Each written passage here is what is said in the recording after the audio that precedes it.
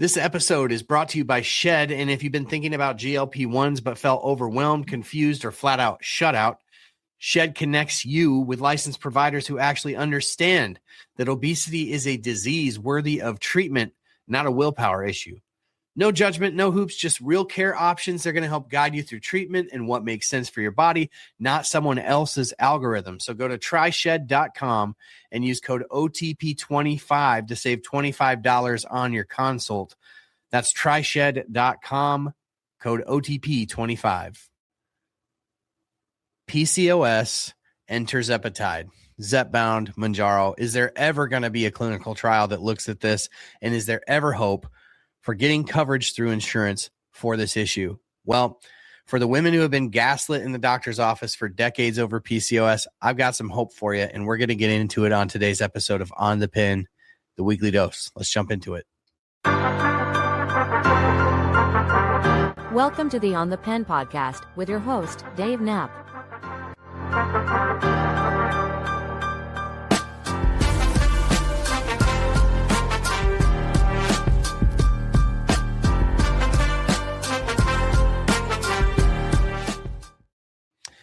I can think of very few things that I hear from more women on than the issue of PCOS and wondering, will GLP-1s ever be covered for this condition? Are they doing any clinical trials that are even looking at this? I would say desperation is probably an understatement when it comes to the many women that I've heard ask about this specific condition. While I am not a woman myself, I can definitely empathize with the fact that this seems to affect many women in the On the Pen community. In fact, PCOS is estimated to impact at least 1 in 10 women.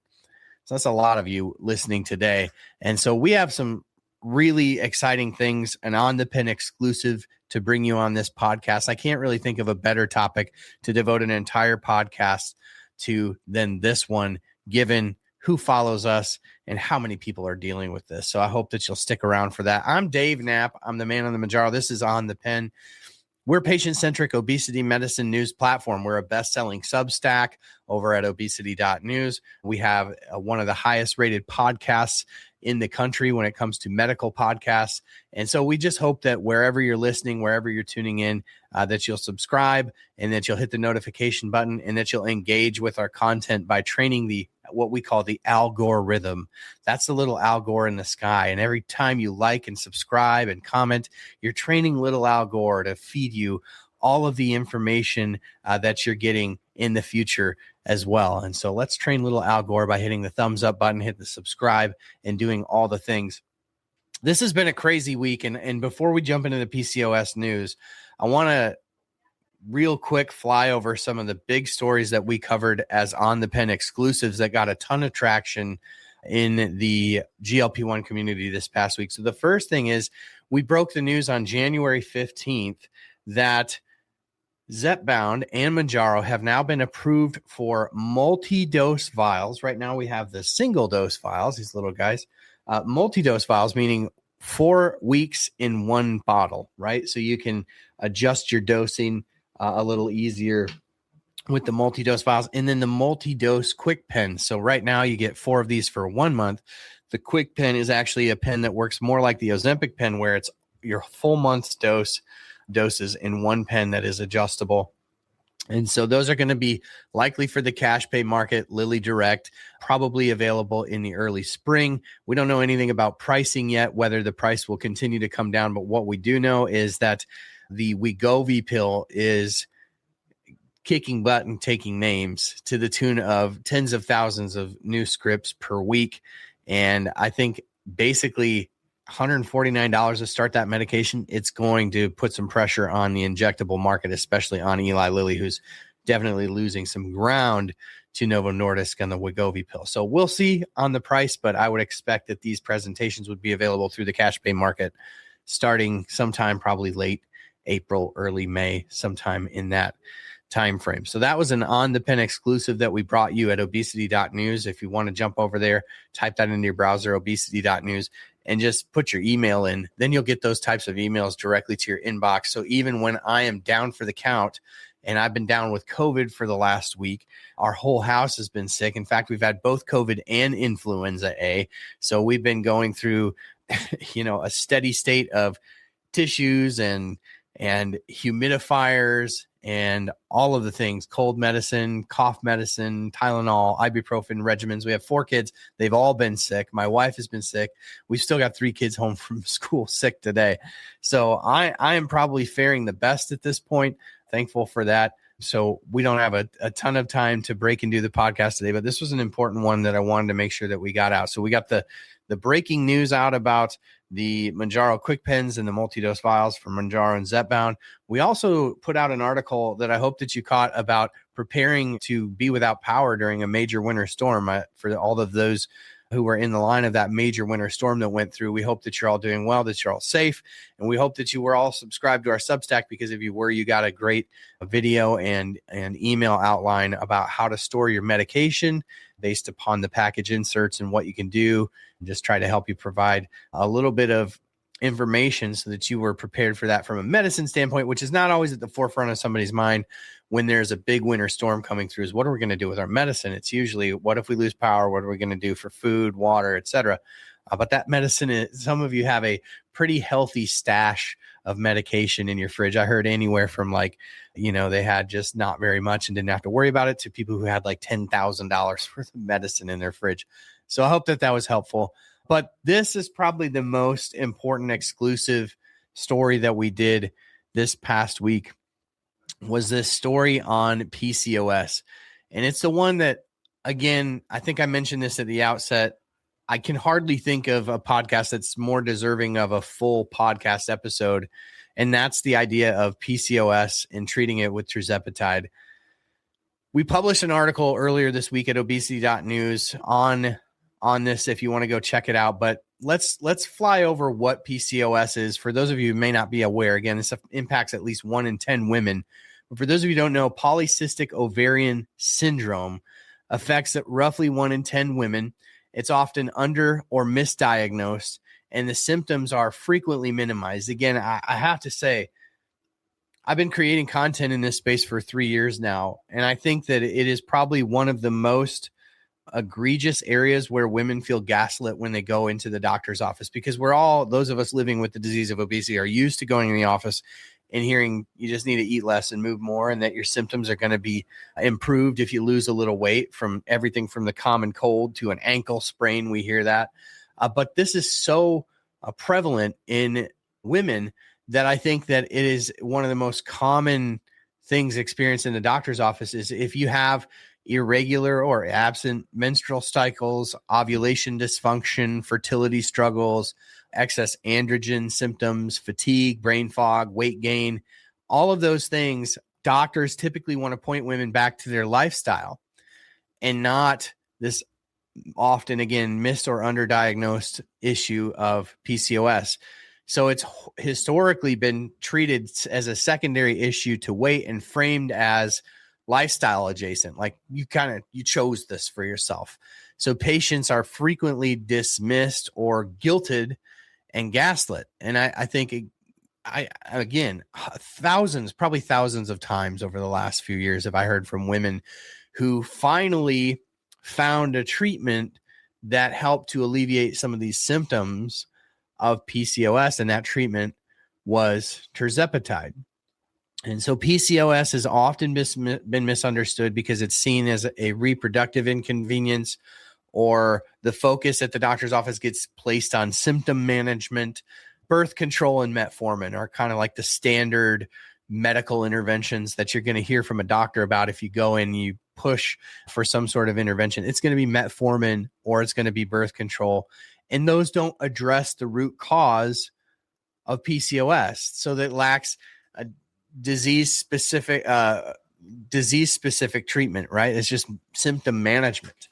And all of the clinical trials, and there have been GLP-1 clinical trials looking at PCOS, but they're often not looking at the right endpoints in terms of how we get insurance companies to cover, or what may ultimately prompt a pharmaceutical company to run a larger study.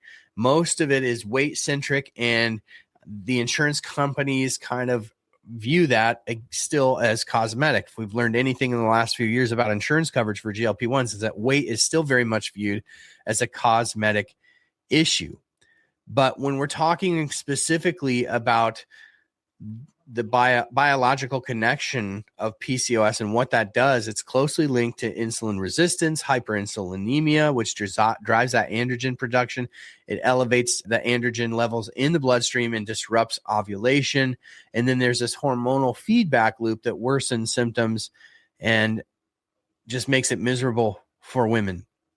Now, like I said, multiple studies have been done over the past decade, even some looking at GLP-1s like liraglutide, that's Saxenda, and Victoza, the early daily shot from Novo Nordisk, have been studied. And liraglutide showed improvements in weight and insulin resistance and some cardiometabolic markers, but some secondary menstrual improvements were observed also. However, these trials were designed with some major limitations. The reproductive outcomes were not the primary endpoints that they were looking at in these clinical trials, and they were not focused on regulators and what could ultimately lead to a label expansion of tirzepatide, or in this case, liraglutide. Now, there's a new clinical trial that started in January, and it's a registered phase 4 trial called Periods. And it's on clinicaltrials.gov. We'll link it in our link tree. You can find all of the links that we reference in our podcast at otplinks.com. So you'll be able to check out this specific study, NCT 0732611 is the clinical trial identifier. And it's sponsored by the University of Bonn. And there's 5 sites across Germany, all looking at premenopausal women with PCOS. The participants are all overweight or obese, and they're looking at tirzepatide versus placebo. And this is the cool thing. It's a 72-week trial with long-term follow-up included. So this is a very long clinical trial, and the endpoint, what they're actually looking at, the endpoint of the trial is what's most important here, because it's looking at improvement in ovarian function as defined by menstrual regularity and ovulation frequency. So they're not looking at weight loss as a primary outcome, not blood glucose as a primary endpoint, or insulin resistance, not cardiometabolic surrogates. The focus is on the core disease function, and that is the interference with the reproductive system. And this is why the endpoints matter, because the endpoints in these trials ultimately determine what a drug is considered for. They shape FDA labels in terms of what a drug gets approved for and the guidelines. They shape insurance coverage and the decisions that are made by insurance companies. And PCOS has historically lacked regulator-friendly endpoints in the clinical trials that have been run. And ovulation and menstrual regularity are measurable, clinically meaningful, and patient-centered, which allows insurance companies, again, to look at these differently, the FDA and the drug companies to look at these very differently. So the core questions this trial is asking is, can correcting metabolic hormone signaling restore ovulatory function in PCOS? And can it move PCOS sort of out of this clinical gray zone and into a identifiable disease that is modifiable by a drug intervention? So let's talk for a second about what this trial doesn't do, because it definitely stops short of creating an FDA indication for PCOS. It does not do that. It's not sponsored by a drug company with a clear stated goal of an FDA endpoint. But don't lose hope when I say that. It also doesn't guarantee insurance coverage because it's not a registrational trial. It's not sponsored by the drug manufacturer, and there's no announced regulatory alignment here. But what it does do is it establishes biological plausibility. It validates meaningful reproductive endpoints, and it de-risks future sponsor-led trials, meaning in the future, Novo Nordisk or Eli Lilly could look at this and say, we've seen this successfully run in a large-scale trial against placebo. This might be worth going after an FDA indication for. And it signals seriousness to regulators and payers. And I think one of the things that we need to also look at is that the FDA accepts high quality international data all the time. Geography, is not a limiting factor here. The sponsorship and the intent of the study matter here. So positive endpoints or results could lead to, again, sponsor-led phase 2 or phase 3 trials by Lilly or Novo at U.S. sites with FDA alignment with supplemental indication pathways. It's the first trial that's really being done that's looking at paving a pathway for the type of trial that may ultimately land an FDA indication for PCOS. Now, if you're looking at it and you're going, wow, okay, great, Dave. So this is like, 10 years away. The important thing to remember is that off-label prescribing is already legal, meaning your doctor can prescribe anything for any reason that they deem medically necessary. What this trial will do is it will create data that strengthens the medical necessity argument that your doctor is going to make when prescribing it. And ovulation outcomes, which is, again, the primary endpoint, is harder for insurers to dismiss because it impacts prior authorizations, appeals, and employee plan designs when creating insurance benefits. And when you're looking at weight, again, we talked about this earlier in the podcast, the endpoints of weight loss are still largely viewed as cosmetic by both insurance companies and employers and society at large. Let's be honest. All you have to do is look at the comments section of anyone who is sharing about their GLP-1 journey on a large scale, and you'll see, wow, society has a long way to go. And insurance companies and employers are still, in that bucket. But employers might move faster than insurers when it comes to good data on this and ultimately put pressure on the insurance companies to cover this before we ever get a sponsor-led trial. Now, many women are already in the community telling me Tirzepatide was the only thing that ever worked for my PCOS, and real life experience precedes what they're designing this trial for. I think this is just an example of science catching up very slowly. And I think in a way, we live in a world where that's almost inexcusable. It's almost inexcusable to me that women who have been taking Mounjaro or Zepbound or compound Tirzepatide to treat their PCOS have now for years been ringing a bell, and only now are we getting a clinical trial that might pave the way to approval. I think that that's ridiculous. We live in a world where that stuff should happen much, much faster, especially with the advancements in AI and the nimble nature of these drug companies to spin up these trials. And now you're seeing even the FDA move to make it a little bit easier to run these clinical trials. And so I think that ultimately we'll see that improve, but what a frustrating thing to know that this is impacting so many women in a positive way, but it takes so long for us to get a meaningful clinical trial that could move the needle ultimately. So I hope that you'll check out this article that we did at OnThePen.com, where we link this. You can go to obesity.news, find the article, or you can go to otplinks.com and we'll link directly to the clinical trial.